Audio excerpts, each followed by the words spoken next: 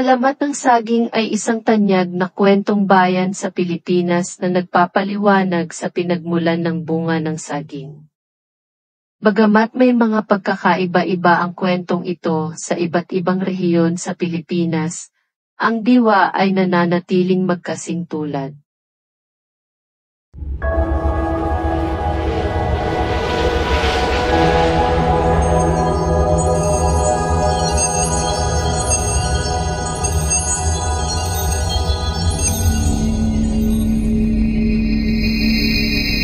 Noong unang panahon ay may isang mahirap, ngunit mabait na mag-asawa na sina Banag at Aloy.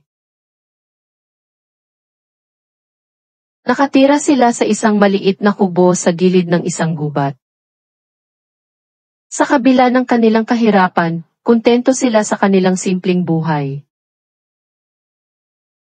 Isang araw, habang nagtitipon ng panggatong si Aloy sa gubat, nakita niya ang isang magandang dalaga.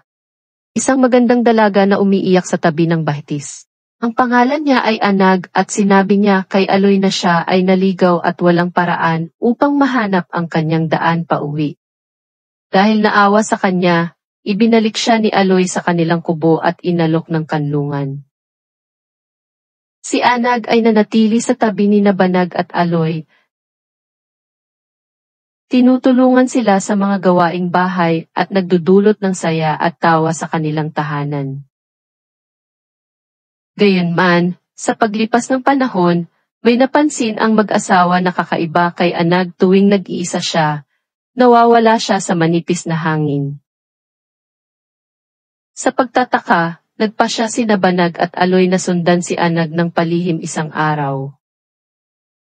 Sa kanilang pagkamangha, natuklasan nila na si Anag ay talagang isang prinsesa ng engkanto na kayang mag-transform sa iba't ibang anyo.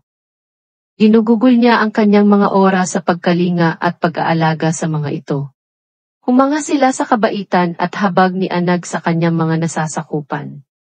Gusto ni Banag at Aloy na magpasalamat. Nagpasya silang magtanim ng isang espesyal na puno malapit sa kanilang kubo, umaasang ito ay magbibigay kasiyahan kay Anag. Sa kanilang sipag at dedikasyon, mabilis na tumubo ang puno. Nagtataglay ng masasarap at masustansyang prutas na nagdala ng sustansya sa kanilang buhay. Isang araw, inihayag ni Anag ang kanyang tunay na pagkatao kina Banag at Aloy. Nagpapasalamat sa kanila sa kanilang kabaitan at kagandahang loob. Bilang tanda ng kanyang pagpapahalaga, pinagpala niya ang punong itinanim nila. Pagtiyak na patuloy itong magbubunga sa mga susunod pang henerasyon. Ang punong iyon ay walang iba kundi ang puno ng saging, na naging pangunahing pagkain ng maraming Pilipino. Pagbibigay ng sustento at kabuhayan sa di mabilang na pamilya sa buong bansa. At sa gayon, isinilang ang alamat ng saging, na sumisimbolo sa kahalagahan ng kabaitan, kagandahang loob, at pagkakasundo ng tao at kalikasan.